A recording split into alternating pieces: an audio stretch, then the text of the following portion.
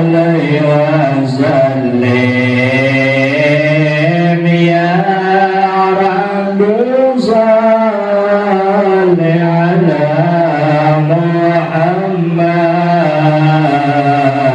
يا ربي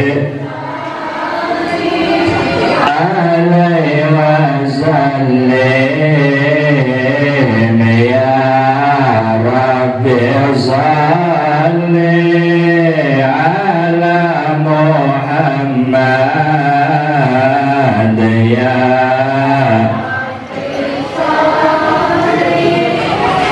عليه وسلم يا ربي صل على محمد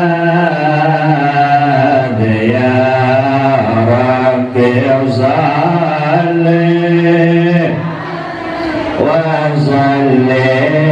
وسلم اللهم صل على محمد يا رب صل عليه وسلم اللهم صل على يا رب صل عليه وسلم اللهم صل على محمد وسلم أحمد يا حبيبي أحمد يا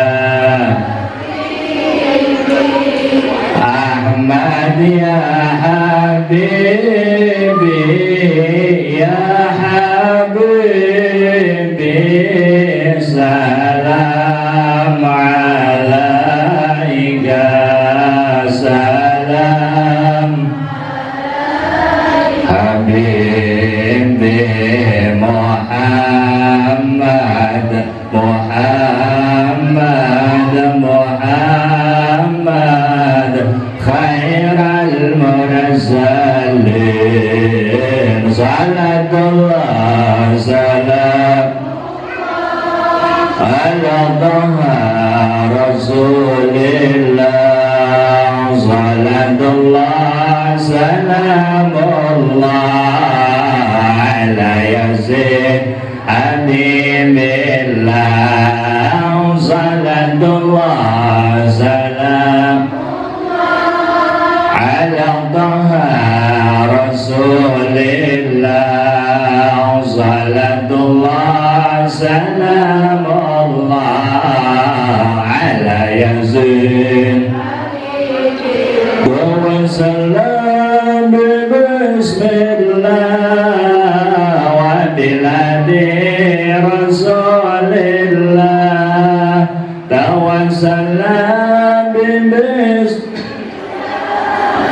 وبلاد رسول الله وكل مجاهد لله بأهل البدر يا الله صلاة الله سلام على رسول الله صلاة الله سلام الله على ياسين على ياسين حبيب الله. Assalamualaikum warahmatullahi wabarakatuh.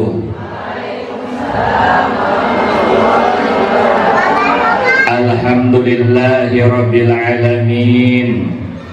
Wassalatu wassalamu ala asyrafil mursalin Sayyidina wa maulana Muhammadin wa ala alihi wa sahbihi ajma'in, amma ba'du. Faqad qala Allah ta'ala fil Qur'anil Karim wa huwa asdaqul qailin. A'udzu billahi minasy syaithanir rajim. Wa dzakir fa inna dzikra tanfa'ul mu'minin. Al-ayat. Ketua Yayasan Nurul Al-A'raf, Nurul Al-A'raf ya, yang saya hormati Kepala Sekolah SMP SDIT yang saya hormati, para Dewan Guru yang saya hormati, ibu-ibu, bapak-bapak yang saya cintai. Alhamdulillah wa syukurillah atas izin Allah kita bersama-sama dapat bertemu dan berkumpul dalam rangka melaksanakan pengajian bulanan atau yang suka disebut syahriyahan. Apa Bu? Syahriyahan. Jadi syahriyahan itu adalah bulanan. Nah, mudah-mudahan perkumpulan kita ini ada dalam ridha Allah, ada dalam rahmat Allah Subhanahu wa ta'ala. Orang ngaji penting memasangkan niat, beberapa niat. Bu, ibu datang dari rumah ke sini mau ngapain? Mau ngapain? Datang dari rumah ke sini mau ngapain? Mau ngaji. Nah, penting dalam ngaji itu pasangkan niat dengan beberapa niat. Mana niat yang pertama ketika kita ngaji? Satu, pasangkan niat benar-benar mengharap ridha Allah. Nah, ada niat, ada omongan hati, itu beda. Kalau omongan hati begini Bu nih, ibu lagi duduk situ, dan ngajinya jangan lama-lama ya. Ini saya ini udah pegal nih, dari 7:30. Itu namanya apa? Mah omongan hati. Beda dengan niat. Kalau niat itu tersirat cepat. Nah, makanya ketika kita beramal penting yang namanya niat. Tidak sedikit orang mengerjakan amalan akhirat, tapi dengan jeleknya niat, maka amal itu menjadi amal dunia. Nah, tidak sedikit orang yang amalannya amalan dunia, tapi dicatat oleh Allah sebagai amalan akhirat karena bagusnya niat. Makanya ketika kita ngaji, ketika kita tolak ilmu, penting memasangkan niat. Innamal a'malu binniyat. Nah, niat yang pertama kita ngaji itu tidak lain adalah mengharap ridho Allah. Apa Bu? Mengharap ridho Allah. Apa itu ridho Allah? Apa-apa yang Allah perintahkan dan Allah menghendaki sesuai dengan keilmuan, maka itu bisa mengundang ridhonya Allah. Contoh, Allah merintahin kita sholat, berarti itu perintah Allah. Kemudian kita dikehendaki oleh Allah mengerjakan sholat, dan sholat yang kita lakukan didasari dengan ilmu. Nah, itulah pekerjaan yang ada ridhonya Allah. Nah, ibu datang dari rumah ke sini ngaji tidak lain adalah mengharap ridho Allah, mengharap rahmat Allah. Ada enggak niatan yang lain? Pak Ustaz, saya mah ngaji supaya jangan didenda. Ayah apa dia? Lain didenda disebut namanya. Kok didendanya? Jadi didenda. Kiskan nyahoan.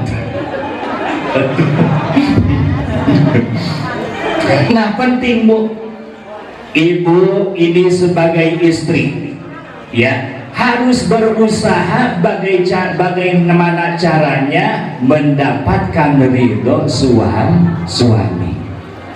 Sebab surganya istri itu ada di ridhonya suami. Surganya anak itu ada di ridhonya orang tua. Makanya kita sebagai istri cari tuh bagaimana supaya suami itu ridho. Nah, kita ngaji bagaimana caranya supaya mendapatkan ridho Allah Subhanahu wa ta'ala. Dulu ada ulama yang namanya Imam Syibli. Siapa, Bu? Imam Syibli. Siapa? Syibli. Nah, di suatu saat Imam Syibli ini melakukan perjalanan di kota Baghdad di gang-gang kecil. Kemudian ada kucing yang lagi ngerengkol. Tahu nggak ngerengkol? No, bahasa Indonesia na ngerengkol. Bahasa Indonesia na ngerengkol, no? Hah? Ngerengkol. Ibu kalau tidur kedinginan apa namanya? Hah? Ngejungkel. Ngerengkol. Ngeringkuk. Ngeringkuk. Nah, Imam Syibli ini ketika melakukan perjalanan ngelihat kucing ada yang lagi ngeringkuk kedinginan. Ada di hatinya rasa kasihan, kemudian mengambil itu anak kucing, ditaruhlah di suatu tempat biar anak. Nah, karena ada rasa sayang kepada anak kucing, terceritakanlah Imam Syibli ini meninggal dunia. Nah, kemudian ada yang bermimpikan, wahai Syibli, engkau berada di tempat naungan Allah Subhanahu wa ta'ala. Apa yang kamu kerjakan ketika di dunia? Karena ibadah saya, kata Imam Syibli. Bukan. Karena sholat saya. Bukan. Karena ibadah haji saya. Bukan. Lantas apa yang menyebabkan saya berada di tempat yang ada di naungan Allah Subhanahu wa ta'ala? Kata itu yang bertanya, tahu enggak ketika engkau di dunia melakukan perjalanan ada anak kucing yang lagi ngerengkol, kemudian kamu merasa kasihan kepada itu anak kucing, engkau mendapatkan rahmat Allah Subhanahu wa ta'ala. Tuh, Bu, yang namanya rahmat Allah, yang namanya ridhonya Allah itu bisa datang dengan kita menyebarkan kasih sayang. Imam Syibli ada sifat kasih sayang kepada anak kucing, turun rahmat Allah Subhanahu.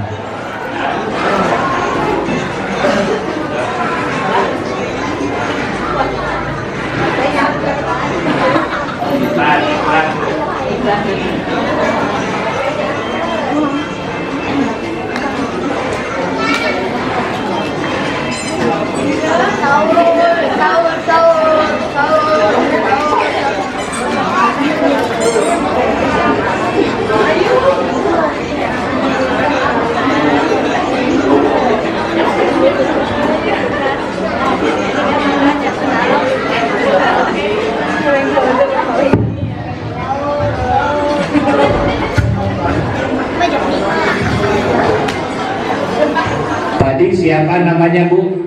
Ulama besar Imam Syibli ada di tempat naungan Allah Subhanahu wa ta'ala karena mempunyai sifat kasih sayang kepada makhluk Allah yang namanya kucing.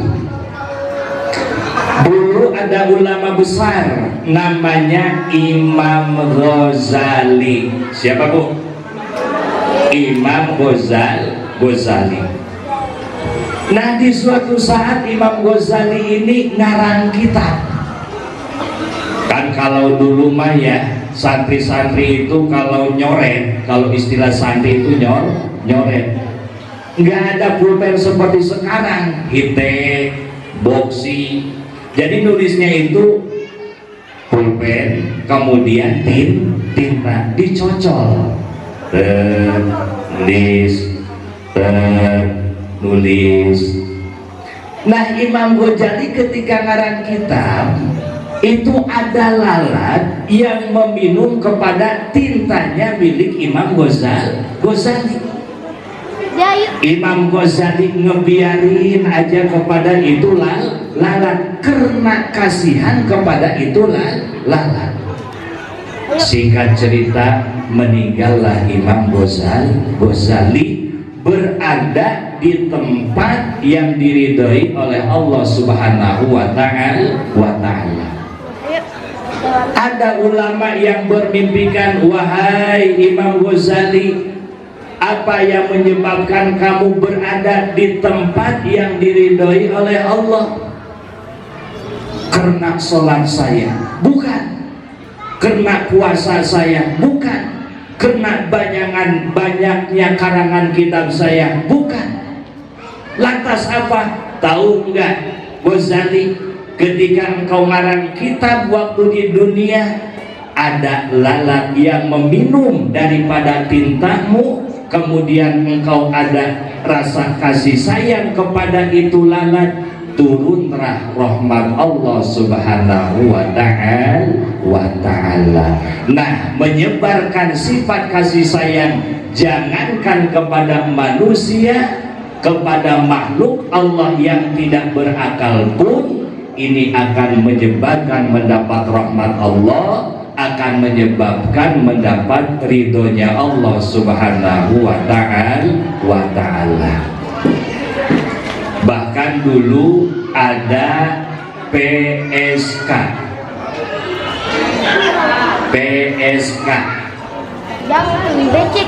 Nah, ini perempuan melakukan perjalanan. Melakukan perjalanan. Di dalam kondisi terik panas matahari, ada anjing yang lagi ngelel. Tahu nggak ngelel? Coba gimana ngelel?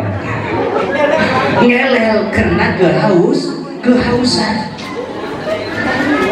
Nah, ini perempuan ini ngelewat ngeliat anjing yang lagi kehausan di dekat sumur. Akhirnya ada rasa kasih sayang kepada ini anjing, ngambillah air dengan selop sepatunya. Ngambil apa? Ngambil air. Di mana? Di sumur. Diberikanlah minum kepada itu anjing yang lagi kehausan. Nah, dengan sebab ada sifat kasih sayang walaupun kepada ini anjing, mendapatkan tempat yang diridhai oleh Allah Subhanahu wa Ta'ala. Makanya kita ngaji tidak lain ke tempat ini adalah mencari ridho Allah Subhanahu wa Ta'ala. Satu. Kemudian yang kedua, ketika kita ngaji tidak lain adalah mensyukuri daripada nikmat Allah. Apa Bu? Mensyukuri nikmat Allah. Ini ibu-ibu yang hadir di sini pada sehat nggak? Ada nggak yang sakit? Migrain, teboga duit. Oh Pak, bieta teboga duit bikin migrain ya. Nah, mensyukuri nikmat Allah, badan sehat, bersyukur. Anak baik-baik, soleh-soleh, bersyukur. Habis gajian, bersyukur. Sekarang tanggal tua apa tanggal muda? Memejengna Nah, bersyukur akan nikmat Allah. Nah, yang jadi pertanyaan, apa yang dinamakan syukur? Bu, ibu dikasih motor umpama sama mertua, dibeliin motor, bagaimana sikap ibu? Bagaimana sikap ibu? Ulangi. Ibu dibeliin motor atau dibeliin mobil sama mertua, terus bagaimana sikap ibu?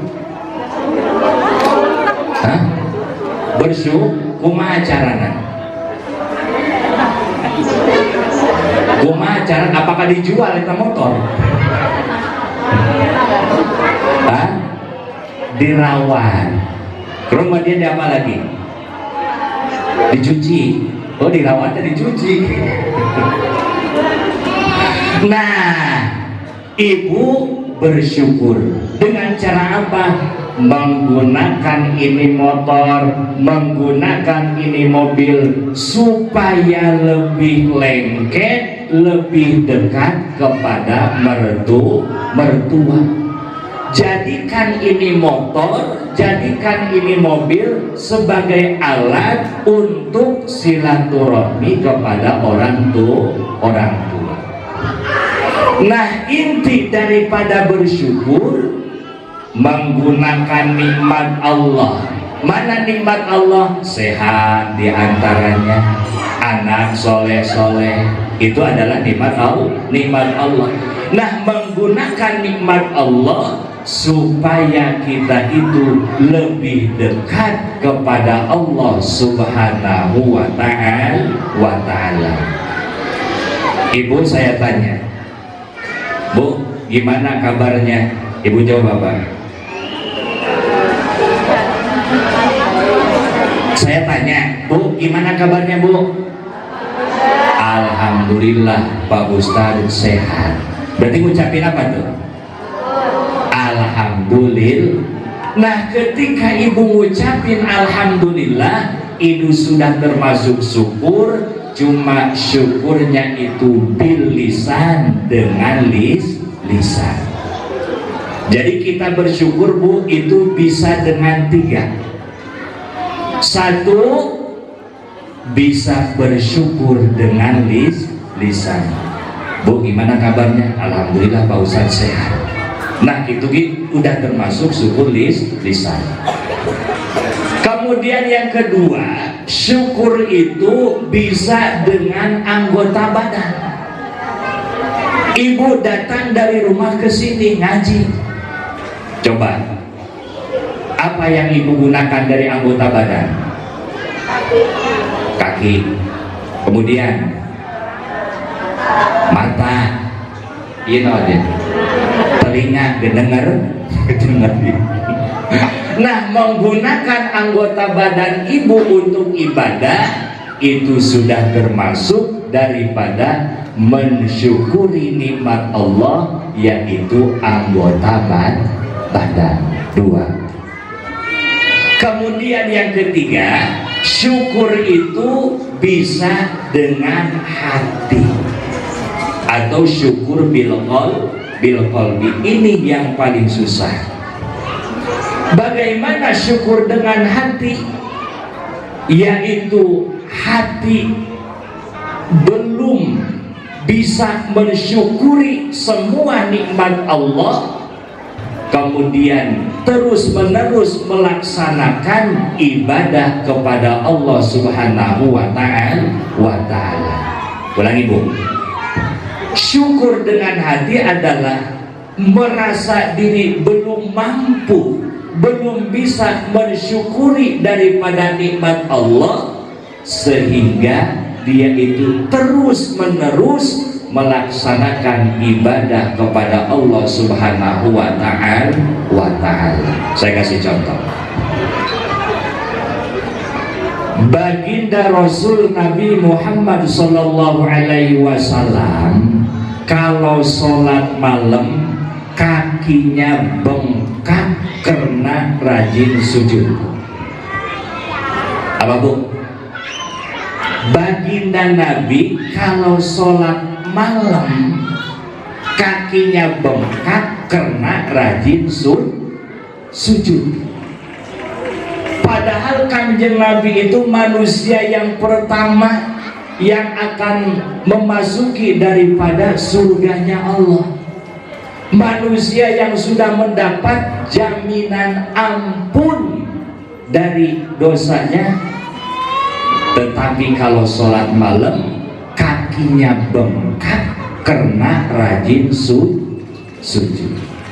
Ibu-ibu di sini ada nggak yang kakinya bengkak? Nah, coba periksa. Nah, jadi pertanyaan, kakinya bengkak itu dengan sebab apa? Kakinya bengkak. Ada nggak kakinya bengkak? Hah? Nggak ada. Kata Jong Pak Ustaz. Nah, Kanjeng Nabi manusia yang sudah mendapat jaminan ampun dari Allah, yang itu memasuki manusia pertama ke surga, tetapi kalau sholat malam kakinya bengkak karena rajin sujud. Kena Kanjeng Nabi belum bisa mensyukuri dari semua nikmat Allah, sehingga timbul terus menerus melaksanakan ibadah kepada Allah Subhanahu wa ta'ala. Makanya ada orang yang mendapat predikat syakur. Syakur itu adalah orang yang banyak bersyukur. Nah, orang yang banyak bersyukur ini menyangkut tiga: syukur dengan lisan, syukur dengan anggota badan, syukur dengan hati. Nah, Kanjeng Nabi Muhammad SAW merupakan hamba Allah yang syakur, yang banyak syukur kepada Allah Subhanahu wa ta'ala. Jadi kita ngaji ke tempat ini tidak lain adalah mensyukuri daripada nikmat Allah Subhanahu wa ta'ala. Dikit lagi. Kemudian yang ketiga, kita ngaji ke tempat ini tidak lain adalah untuk menghilangkan kebodohan. Untuk apa, Bu? Untuk menghilangkan kebodohan. Nah, penyakit itu ada dua. Ada penyakit zahir, ada penyakit batin. Penyakit zahir, migrain, darah tinggi, sakit gigi. Pernah nggak sakit gigi? Pernah. Bisulan. Nah, itu penyakit zahir, ya. Penyakit medis. Ibu kalau punya penyakit medis, datangnya kemana? Hah? Ya ke bidan, ke dokter, ke Siloam, ke Amanda, terus kemana lagi? Ke Jatirasa. Mau renang sekalian ke Palang Indah. Ya, datangnya itu ke dokter medis. Nah, sekarang kalau kita punya penyakit batin, ria, ujub, takabur, sombong, termasuk jahil. Jahil itu adalah bodoh. Itu merupakan penyakit hati. Datangnya kemana? Datangnya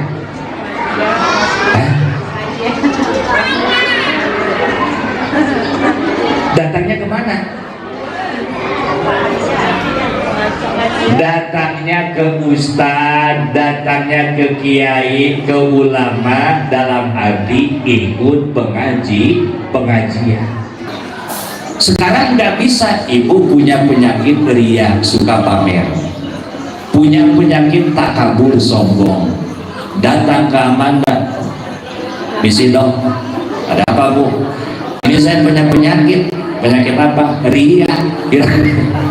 Kira-kira bisa nggak? Waduh, ini ibu harus dibawa ke grogol nih. Nah, nggak bisa. Nah, ria, takabur, sombong, termasuk bodoh, itu datangnya ke ustaz, ke kiai, ke ulama dalam arti mengikuti pengajian. Nah, kita ngaji ke tempat ini tidak lain adalah untuk menghilangkan kebodohan. Sebab yang namanya badan kita nih ada mata, ada telinga, ada mulut, ada kaki, sama hati kita juga. Ada mata hati, ada telinga hati, ada mulut hati. Ya, ibu lagi ngaji sekarang kan mulut hati kan lagi ngomong nih. Tahu dah atuh tah. Tadi apa tuh? Mulut hati. Ibu di sini. Rumah, ingat nggak rumah? Ingat nggak? Sekarang ibu ingat nggak ke rumah? Aduh, rumah saya kayaknya berantakan, belum dipel nih. Itu kelihatan dari sini. Itu namanya apa? Mata hati. Nah, hati kita itu sama seperti jasad. Ada mulut hati, ada mata hati, ada telinga hati. Nah, supaya sehat batin kita, hati kita terus menerus sering mengikuti daripada pengajian. Ketika sakit hati ini, obatnya itu adalah nasihat. Dan kalau kita punya penyakit zahir seperti darah tinggi, sakit perut, kemudian sakit kepala, maka datangnya ke dokter medis. Jadi ada 3 diantaranya ketika kita ngaji, pasangkan niat yang benar. 1, niatnya itu apa tadi? Mengharap ridha Allah. Kemudian yang kedua apa tadi? Mensyukuri nikmat Allah. Syukur bisa dengan apa? 3, dengan lisan, dengan anggota badan, dengan hati. Kemudian yang ketiga kita ngaji tidak lain adalah menghilangkan kebodohan. Ibu-ibu yang saya hormati, udah 9:30 ya, karena saya juga mau 10:30. Mau hadir juga ya di Al-Muqarrabin Wahana, ada Habib Jindan sekarang. Mudah-mudahan apa yang saya sampaikan bisa bermanfaat. Ini langsung doa apa? Ayat. Langsung. Mari kita baca Fatihah, kita mohon kepada Allah Subhanahu wa taala, mudah-mudahan Allah panjangkan umur kita dalam taat, Allah murahkan rezeki kita untuk bekal ibadah, anak-anak kita, keturunan kita mudah-mudahan dijadikan orang yang soleh solehah, mudah-mudahan kita diwafatkan dalam keadaan husnul khotimah. Mari kita ucapkan la ilaha illallah.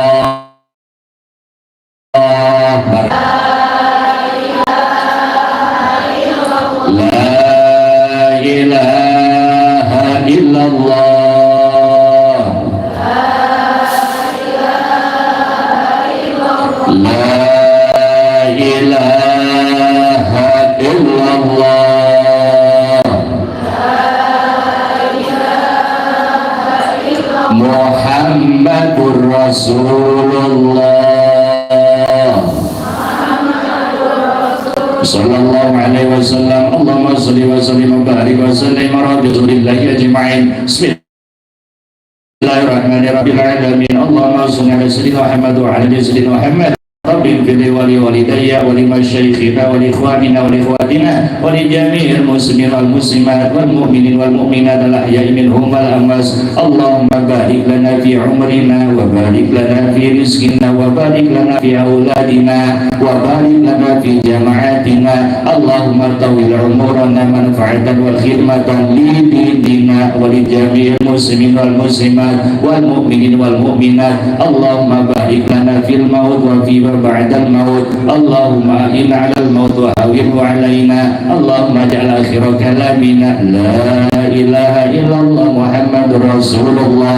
اللهم إنا نسألك حسن الخاتمة ونعوذ بك من شر العاقبة وسوء الخاتمة. ربنا آتنا في الدنيا حسنة وفي الآخرة حسنة وقنا عذاب النار. صلى الله على محمد. الحمد لله رب العالمين. Mohon maaf. Wassalamualaikum warahmatullahi wabarakatuh.